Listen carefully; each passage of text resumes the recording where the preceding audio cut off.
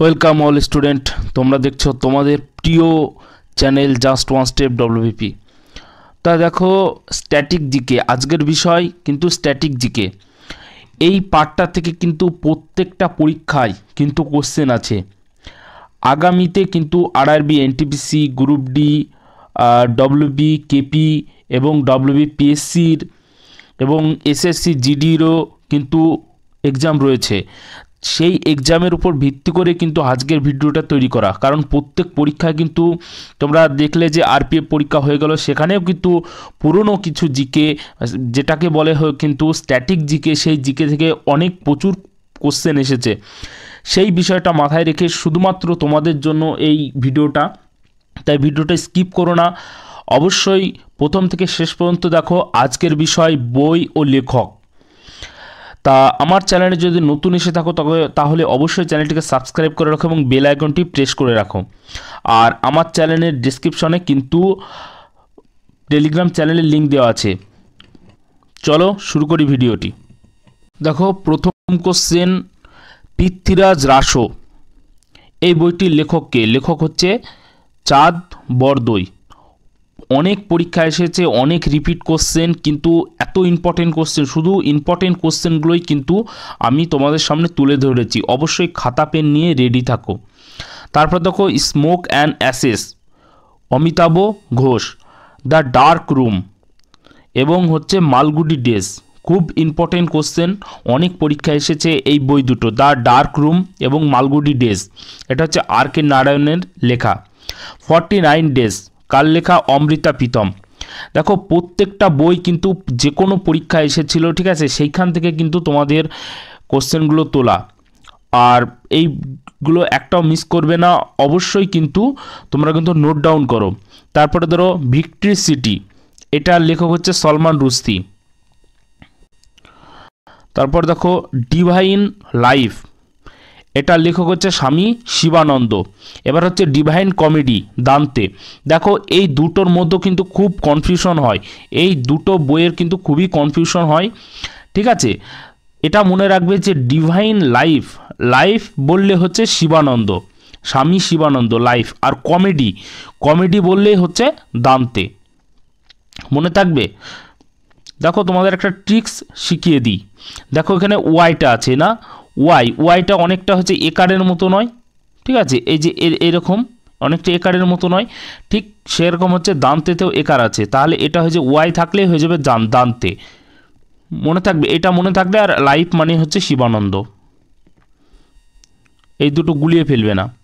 তারপরে দেখো আম্বেদকর এ লাইফ, শশী থারুরের লেখা। তারপরে হচ্ছে ইন্ডিয়া আফটার নেহরু, এটার বইয়ের লেখক হচ্ছে করুণ নায়ার।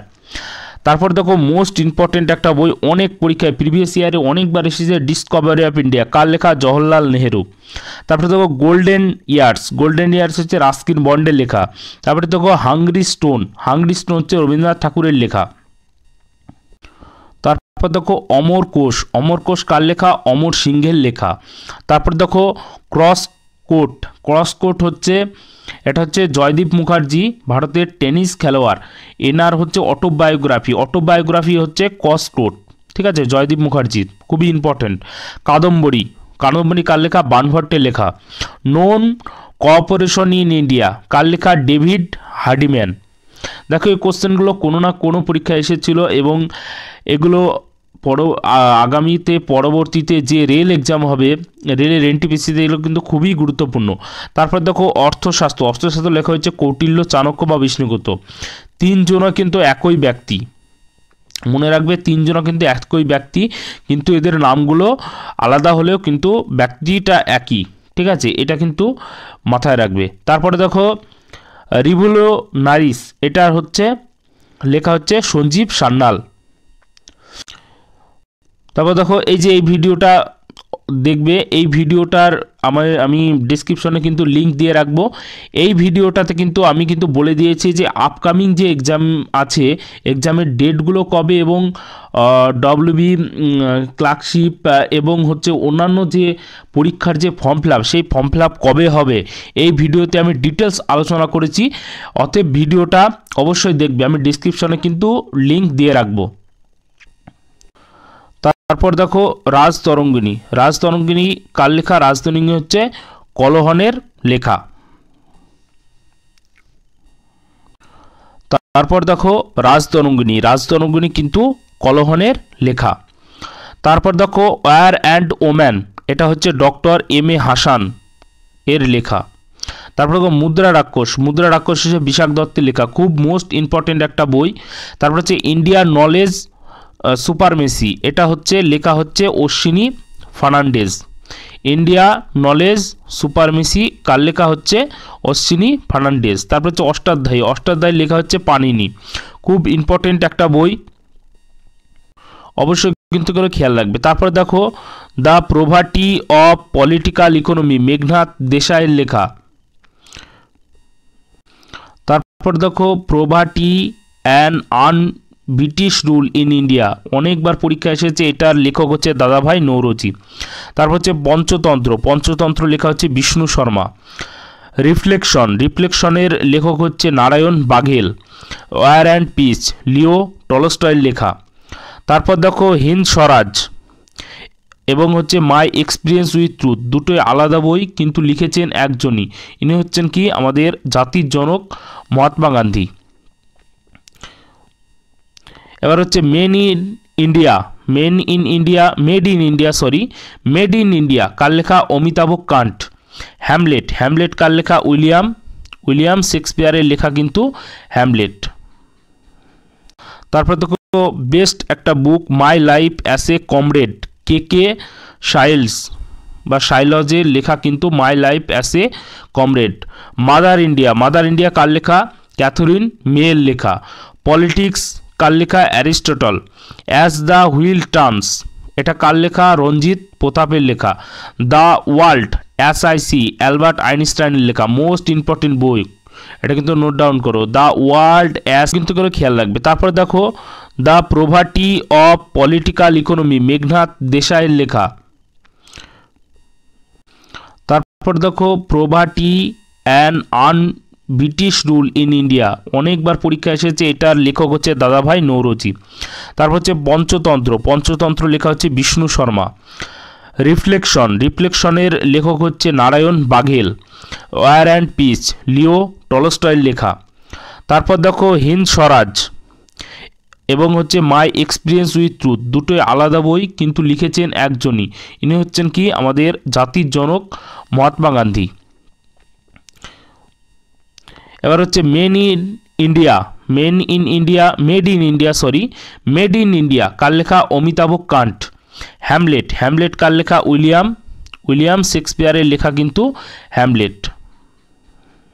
তারপর দেখো বেস্ট একটা book my life as a comrade, K শাইলস বা শাইলজের লেখা কিন্তু my life as a comrade. Mother India. Mother India কার লেখা? ক্যাথরিন মেয়ের লেখা। পলিটিক্স কার লেখা? Aristotle. As the wheel turns, এটা কার লেখা? রঞ্জিত প্রতাপের লেখা। দ্য ওয়ার্ল্ড SIC অ্যালবার্ট আইনস্টাইনের লেখা, মোস্ট ইম্পর্টেন্ট বই, এটা কিন্তু নোট ডাউন করো। দ্য ওয়ার্ল্ড SIC কার লেখা? Albert Einstein. তারপর দেখো মেইন ক্যাম্প, ঠিক আছে, বা মাই ক্যাম্প, এটা হচ্ছে কার লেখা? হিটলার। এটা বাংলায় করলে হবে আমার সংগ্রাম, ঠিক আছে, এটা মেইন ক্যাম্প হবে, স্পেলিং একটু ভুল হয়ে গেছে, মেইন ক্যাম্প। তারপর দেখো কার্গিল এক ইয়াত্রী কি জুবানি, এটা হচ্ছে ঋষিরাজের লেখা। দেখো যে বইগুলো তোমাদের আজকে তুলে ধরেছি সমস্ত বইগুলো কিন্তু ইম্পর্টেন্ট, এইগুলো কিন্তু অবশ্যই নোট ডাউন করো। আর পরবর্তী যে পার্ট 2টা আসতে চলেছে, ঠিক আছে, সেটা কিন্তু এর থেকেও অনেক ভালো হতে চলেছে, সেটার জন্য কিন্তু আমাকে কমেন্ট করো। তারপর দেখো ওয়েলথ অফ নেশন কার লেখা? Adam Smith. ওডিসি কার লেখা? হোমার, বিখ্যাত কবি হোমারের লেখা হচ্ছে ওডিসি। দিল্লি কার লেখা? খুশবন্ত সিং। বুদ্ধচরিত কার লেখা? অশ্ব ঘোষ। মাইন্ড মাস্টার বিশ্বনাথ আনন্দ হচ্ছে একজন কি খেলোয়াড় বলো তো? দাবা খেলোয়াড়, বিশ্বনাথ আনন্দ, ঠিক আছে, দাবা খেলোয়াড়। ইনার যে হচ্ছে মাইন্ড মাস্টার, ঠিক আছে, মাইন্ড মাস্টার, এটা হচ্ছে ওনার হচ্ছে লেখা বই। তারপর দেখো how to prevent next pandemic, এটা হচ্ছে খুব ইম্পর্টেন্ট বই। কার লেখা? Bill Gates. তোমরা জানো বিল গেটসের নাম অবশ্যই জানো।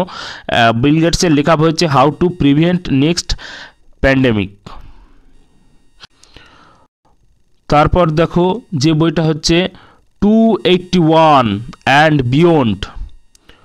281 অ্যান্ড হচ্ছে বিয়ন্ড। কার লেখা? ভিভিএক্স লক্সমান। ভিভিএক্স লক্সমান হচ্ছে আমাদের প্রাক্তন একজন ভারতীয় ক্রিকেটার, ওনার লেখা হচ্ছে 281 অ্যান্ড বিয়ন্ড। পাগলখানা। পাগলখানা কার লেখা? এই বইটা অনেকবার অনেক পরীক্ষা এসেছে। এটা হচ্ছে ডক্টর জ্ঞান চতুর্বেদীর লেখা কিন্তু Pagalkhana. A century is not enough কার লেখা? দাদা আমাদের সৌরভ গাঙ্গুলির লেখা হচ্ছে কিন্তু a century is not enough. তারপর হচ্ছে প্রেম বটিকা। প্রেম বটিকা কার লেখা? রাজভন। রাজভনের লেখা হচ্ছে প্রেম বটিকা। তা এই ছিল স্ট্যাটিস্টিক জিকের কিন্তু প্রথম পার্ট। কেমন লাগলো ভিডিওটা তোমরা অবশ্যই কমেন্ট করে জানাও। আর তোমাদের আর কোন বিষয়ে ভিডিও দরকার অবশ্যই আমাকে কমেন্ট করে জানাও। সর্বদা আমি তোমাদের পাশে আছি। আর ভিডিওটি ভালো লাগলে অবশ্যই কমেন্ট করো এবং হচ্ছে লাইক করো ভিডিওটা, এবং হচ্ছে সাবস্ক্রাইব করো এবং বন্ধুদের মাঝে ছড়িয়ে দাও যাতে। ওকে, সবাই ভালো থাকবে। জয় হিন্দ, জয় ভারত।